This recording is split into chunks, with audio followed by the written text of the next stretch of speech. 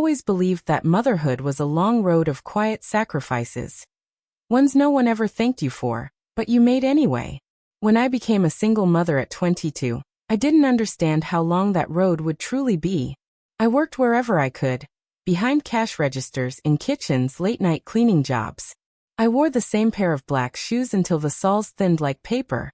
I learned to stretch $20 across 2 weeks. And through every hardship, I looked at my daughter, Emily, and thought, if she becomes someone kind, someone compassionate, then it's worth everything. I held on to that hope for decades. When she announced her engagement, I felt something warm unfurl inside me. She looked so happy, glowing even. I convinced myself that this marriage was proof that I had done something right. That all the ways she had grown distant from me during college, all the eye rolls, the "Mom, please don't embarrass me" moments were just the natural edges of adulthood, and not a sign of something worse. "Mom," she said with a soft smile, "I want my wedding to feel magical." And that was all it took. I emptied savings accounts, cashed out a small retirement fund, cut back my hours of sleep instead of my hours of work. I visited 6 venues on buses because my old car couldn't handle long distances. When she said the gold-accented theme made her feel like a princess, I signed the contract without hesitating, even though the number made my stomach twist. I wanted her to feel treasured, even if I never had been. The morning of the wedding, I woke up before dawn, too excited to sleep. I steamed her veil, triple-checked the flower arrangements, and made sure the food tables were perfect. Everything felt like a promise fulfilled. When Emily walked down the aisle, she didn't look like the baby I rocked to sleep, or the little girl who used to bring me dandelions from the yard. She looked like a woman stepping into a life I hoped would be kinder than mine had been. Tears blurred my vision as I watched her join her groom at the altar. This is it, I thought. This is the day she'll understand how much I love her. The ceremony ended beautifully. Guests flowed into the reception hall like water, carrying laughter and champagne bubbles with them. I stayed in the background, watching the two families mingle. People complimented the decor, the food, the music, every detail I had stressed over. I felt proud, deeply proud, that I had created something so special for her. When it came time for toasts, I stood, smoothing my simple dress. It wasn't expensive. I wouldn't dream of spending money on myself for a day like this, but it was clean, delicate, and chosen with care. I had written a short speech about Emily's first steps, her first heartbreak, the small moments that shaped her. But before I reached for the microphone, Emily beat me to it. "Before Mom gets all sentimental," she laughed, "I have something funny to share." A ripple of amusement moved through the crowd. I froze. The tone in her voice, light, theatrical, mocking, made something cold coil in my stomach. "She raised me alone," Emily said. "So you can imagine how interesting that was." People chuckled. Even her groom smirked. "She did her best," she continued.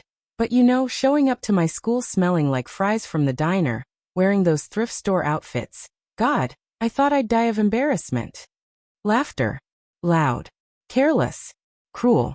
My smile faltered, but I forced it back into place. My hands trembled slightly, hidden behind my dress. "And honestly," she shrugged, "I always wanted to marry someone successful, someone to break the cycle." More laughter. My heart splintered. The wedding I paid for, her happiness I fought for, became the stage she used to mock my entire life. But I stayed silent.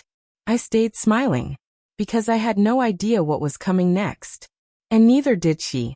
When the laughter finally died down, all I could hear was the pounding of my own heartbeat. It echoed in my ears like something trapped, something trying to claw its way out.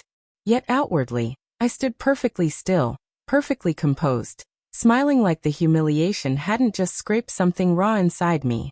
There's a strange kind of strength in silence.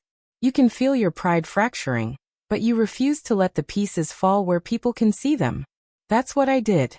I held my smile like a shield. Emily handed the microphone to her maid of honor, laughing casually as if she hadn't just ripped open wounds I'd spent years stitching closed.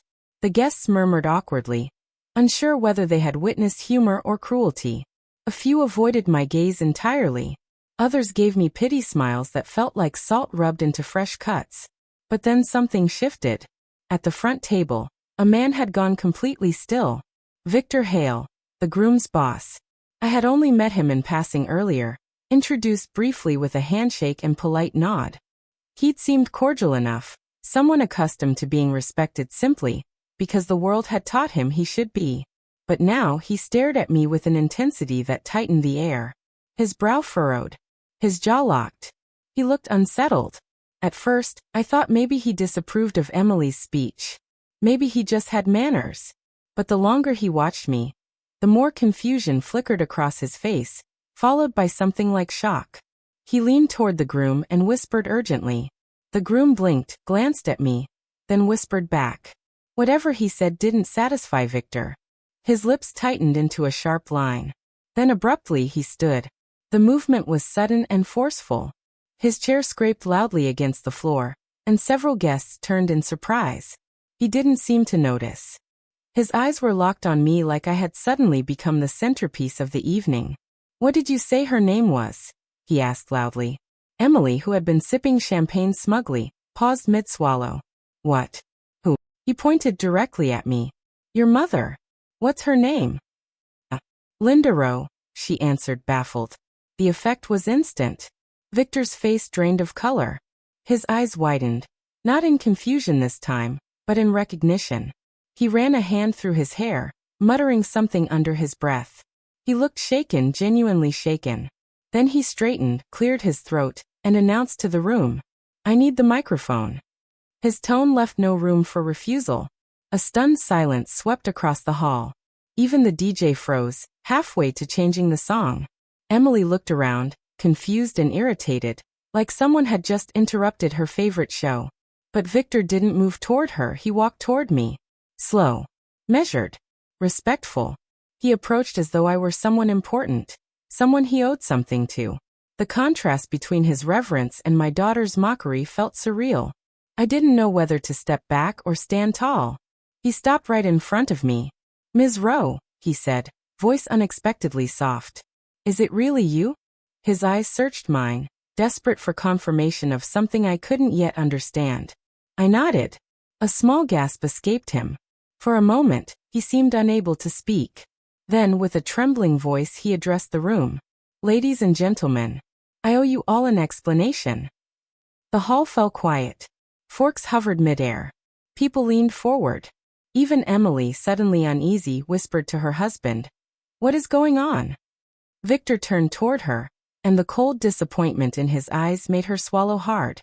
He held the microphone tightly. I can't stand by after hearing the way you spoke to your mother, he said. Especially not when you have no idea who she really is. My breath caught. His voice deepened. No idea at all. The room crackled with tension. And for the first time all night, I felt the balance shifting. The air no longer pressed against my chest, it pressed against hers. And I had no idea that the humiliation I endured would be the beginning of something no one in that room could have predicted. Victor held the microphone with a grip so tight his knuckles paled. As if the weight of what he was about to reveal pressed directly on his bones. The guests watched him with wide, expectant eyes. Even the air seemed to still, waiting. He turned toward Emily first. My daughter, my own flesh, whose confidence had evaporated the second he stood. Her shoulders, once squared and proud, slumped like a child caught misbehaving. You mock your mother, he began, without knowing who she truly is. His words were calm, but his voice carried a sharp edge. An edge that cut. Emily blinked, confused and defensive. I wasn't mocking. I was just. You were, he said simply. Let's not pretend. The quiet murmur that rolled through the guests made her face redden. She opened her mouth to speak, but Victor raised a hand and she fell silent. He turned to me next, and the shift in his expression softened me instantly. There was no anger reserved for me. Only a kind of reverence I had never seen directed at myself before. Then he faced the room. 15 years ago, he began. I was a man on the brink of bankruptcy. The groom's jaw dropped slightly. Emily frowned, confused. Victor continued, voice steady and carrying a strange mix of pride and shame. My company, Hale Technologies, was dying. Investors pulled out. Banks slammed their doors in my face. I was dazed from losing everything. my employees, their families, my own livelihood. All of it hung by a thread. People leaned in, captivated. And then, he said, looking at me, an anonymous deposit appeared in my business account. Not a loan. Not an investment with terms. A gift. A lifeline. I swallowed hard. That money saved the company, he said. That money saved me. Without it, this company, my company, the one your husband works for, he pointed to the groom, would not exist. Audible gasps filled the hall. My daughter shook her head. No, that can't be. My mom, she's just. Just what? Victor asked quietly. A cashier? A woman you decided was beneath you. Emily's cheeks flushed crimson. She shrank beside her groom, who looked at her with a mixture of shock and disappointment. He turned back to me, his eyes soft. For years, I tried to find out who made the deposit, but the sender refused to reveal herself. No return address. No name. No expectation of anything in return. Just a small handwritten note. His voice cracked slightly as he recited it. Make something beautiful in this world. My breath caught in my throat. I remembered writing those words at my tiny kitchen table, 15 years ago, after a long shift. I had never told anyone. It wasn't something I did for recognition. It was something I did because I believed kindness mattered. Victor continued. This woman, your mother, gave me the chance to build something extraordinary. And she never once came forward. Never asked for acknowledgement, repayment, or ownership. She simply gave. The guests stared at me like I was someone new, someone they were seeing for the first time. But tonight, Victor said, voice hardening, I watched her be mocked for the very life she lived to make your life possible. And I will not tolerate it. He set down the microphone and bowed, actually bowed, his head to me. The entire room seemed to inhale sharply at once. I failed to thank you before, he said. But I won't fail again. The guests stood. Chairs slid back. A wave of applause rose. Not polite, not obligated, but genuine and overwhelming. It rushed over me, drowning out every cruel laugh, every condescending chuckle Emily's toast had earned. I stood frozen, unsure how to breathe, how to feel. I had spent my entire life blending into the background, being the support beam no one noticed until it cracked. And suddenly here I was. Seen. Honored. Respected. Emily's eyes brimmed with tears. Not the wedding day kind, but the kind born of fear and regret. She whispered, Mom, why didn't you ever tell me? I looked at her, and for the first time, she seemed small, lost, uncertain, and I realized something painful. She never bothered to ask. The applause echoed off the ballroom walls, a thunderous wave that felt strangely distant, as if the sound was happening in another world. I stood in the center of it, the center of attention for the first time in my life, and yet I felt weightless. Not celebrated. Not triumphant. Just free in a way I hadn't expected. When the clapping faded and people took their seats, a thick silence settled.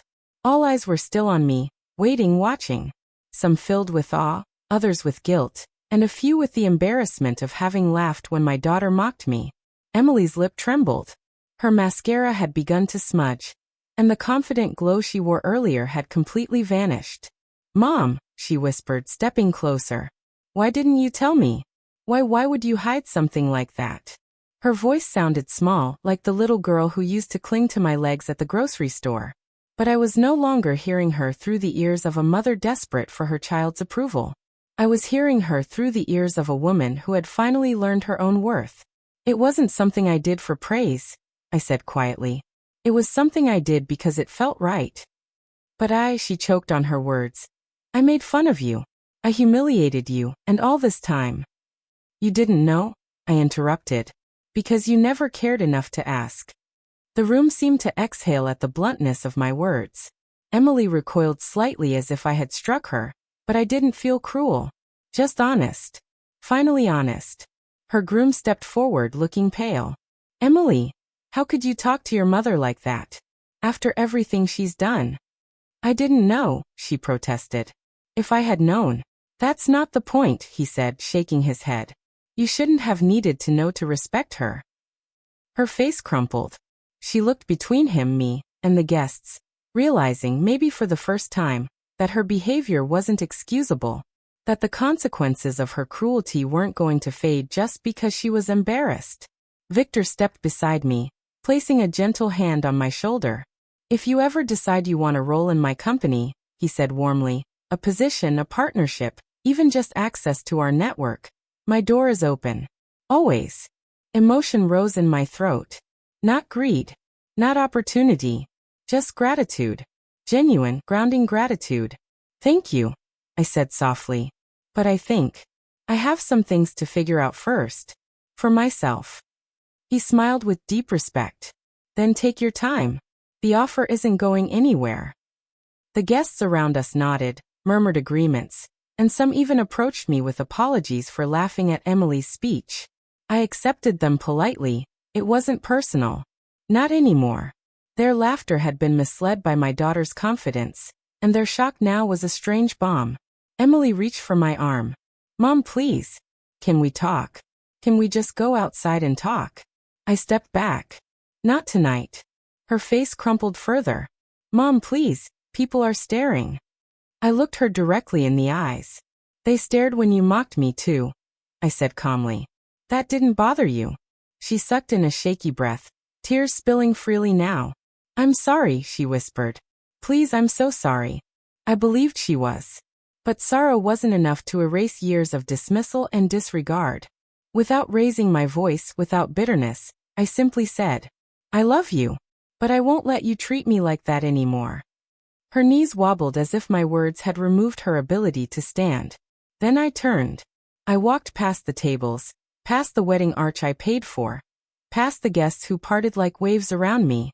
The doors opened, letting in a breath of cool night air that wrapped around me like a blessing. Outside, the world felt wide and new. I could still hear faint murmurs of chaos behind me. Emily sobbing, the groom confronting her, Victor calming guests, but they drifted away, fading into insignificance. For the first time in decades, I wasn't thinking about what I'd done wrong. I wasn't thinking about how to fix everything. I wasn't thinking about being just anything. I was simply myself. A woman who had given, loved, sacrificed, and survived. And now finally, I was done apologizing for it. The sweetest revenge was not anger. It was walking away from people who only realized my worth when someone else made it undeniable. And with each step into the night, I felt lighter, stronger, whole. It wasn't an ending. It was the beginning I had owed myself all along.